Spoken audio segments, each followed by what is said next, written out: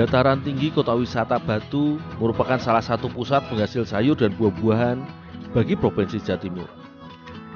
Salah satu hasil perkebunan yang sangat terkenal adalah buah apel.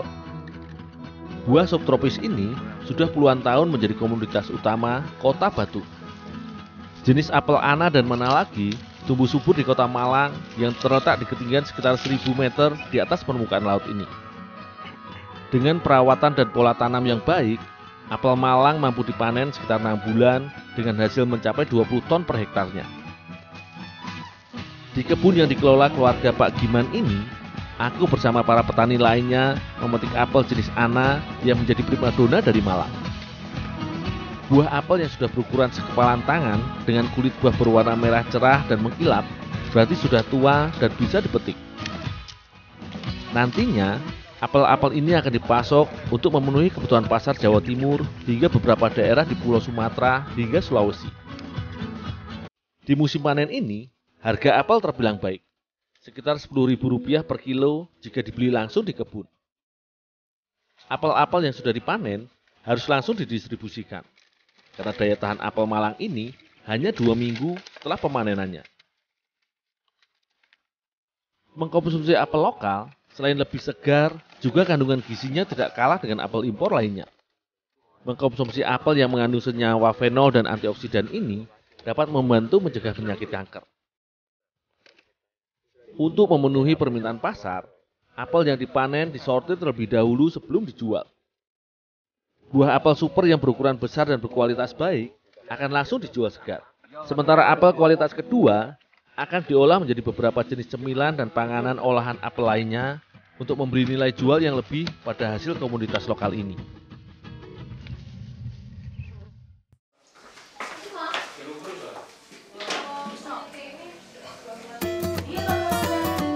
Tidak hanya dijadikan makanan ringan dan minuman, apel juga dijadikan bahan masakan sebagai lauk makan.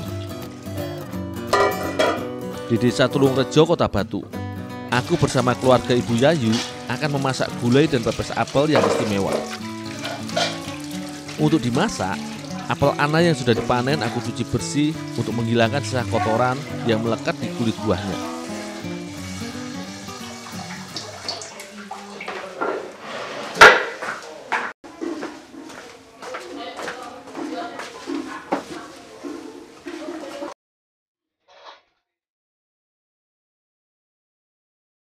Karena akan dimasak menjadi 2 jenis lauk, maka apel-apel segar ini akan aku potong sesuai kebutuhan.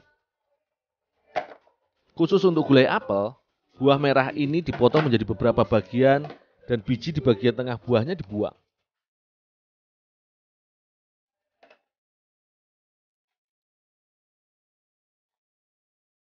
Sedangkan untuk pepes, maka buah apel segar ini aku parut seukuran korek api.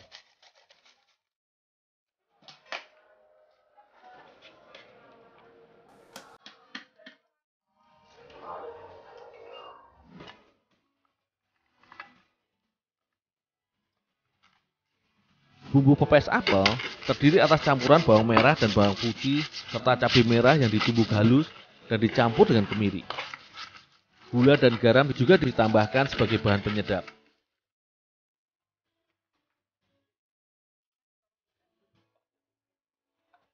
Sebagai tambahan rasa, maka ikan peda goreng akan dicampurkan ke dalam pepes apel. Ikan peda sebelum dicampur aku suir-suir terlebih dahulu agar mudah dicampurkan. Parutan apel kemudian dicampurkan dengan bumbu yang sudah dihaluskan dan diaduk merata.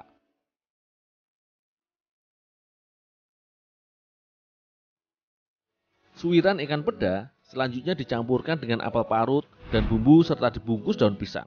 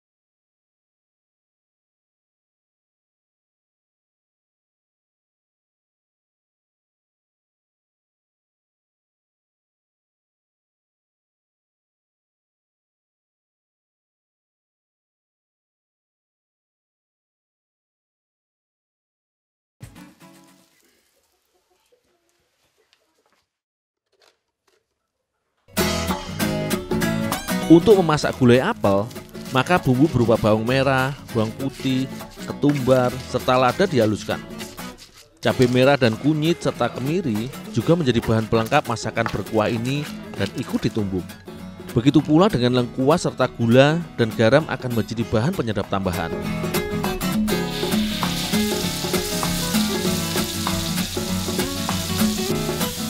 Campuran bahan halus ini selanjutnya ditumis hingga harum dan matang. Santan ditambahkan sebagai kuah dan penambah rasa gurih masakan. Agar teksturnya tetap renyah, irisan apel cukup dimasak sebentar saja. Masakan apel ini bisa menjadi alternatif olahan buah segar asli Malang yang bisa dinikmati semua anggota keluarga.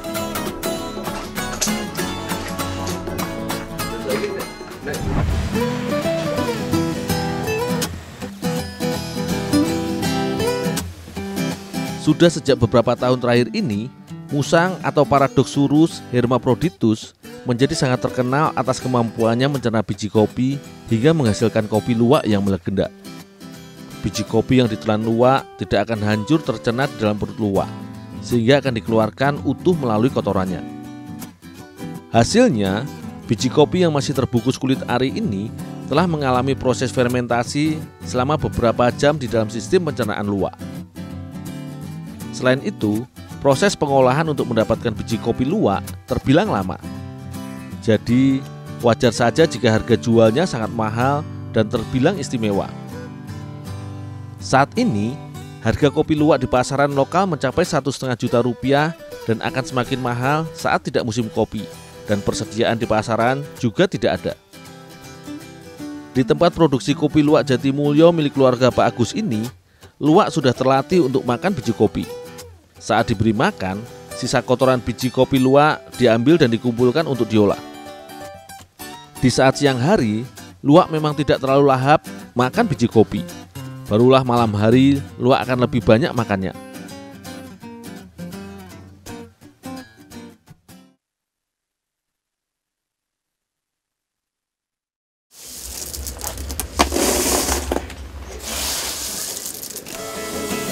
Biji kopi sisa makanan luwak yang sudah mengalami proses fermentasi di dalam perutnya inilah yang disebut kopi luwak. Untuk menghasilkan kopi luwak siap minum, diperlukan proses pengolahan yang panjang dan membutuhkan waktu hingga 2 bulan lamanya.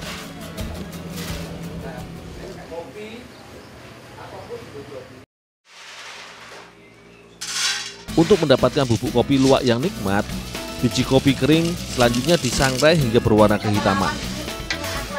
Cara roasting atau penyangraian ini akan mempengaruhi hasil bubuk kopi yang dihasilkan. Seperti penyangraian dengan kayu bakar yang aku lakukan ini, akan menghasilkan aroma kopi luwak yang lebih khas dibandingkan jika menggunakan kompor minyak ataupun kompor gas.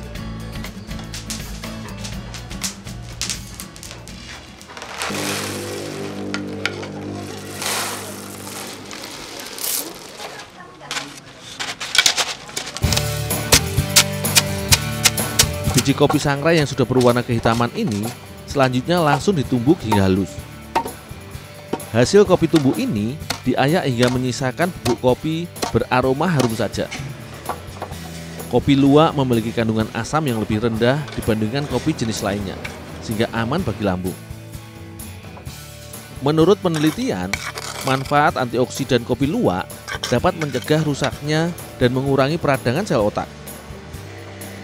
Proses fermentasi yang dilalui oleh biji kopi luwak juga mampu meningkatkan aroma dan rasa kopi serta menghasilkan kopi yang rendah kafein.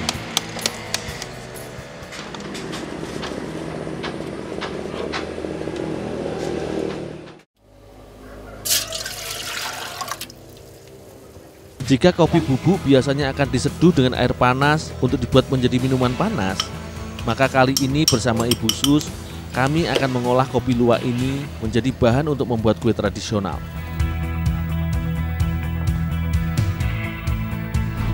Kue cucur menjadi salah satu jenis kue yang bisa dibuat dengan bahan bubuk kopi luwak.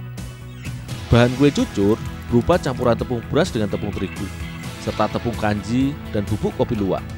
Santan kelapa ditambahkan sebagai pencampur dan pengencer adonan. Adonan kue cucur yang encer ini selanjutnya siap untuk digoreng. Menggoreng kue cucur dilakukan satu persatu agar didapat bentuk kue cucur yang bulat dan sesuai dengan keinginan. Satu centong adonan dimasak tanpa perlu dibalik dan diangkat jika kue sudah padat.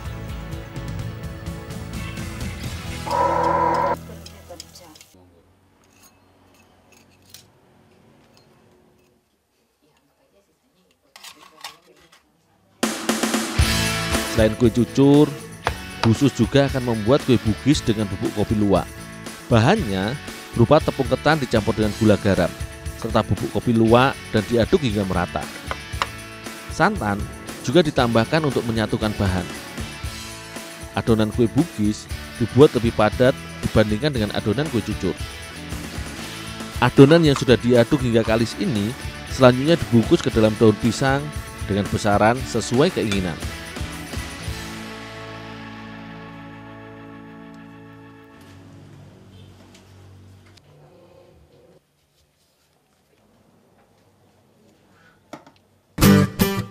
Bungkusan kue bugis ini tinggal dikukus ke dalam dandang selama 20 menit. Jika kue sudah padat dan matang, kue bugis tinggal diangkat dan siap dinikmati. Dengan dicampurkan pada kue jajanan pasar seperti ini, bisa menjadi cara lain untuk menikmati istimewanya kopi luwak ini.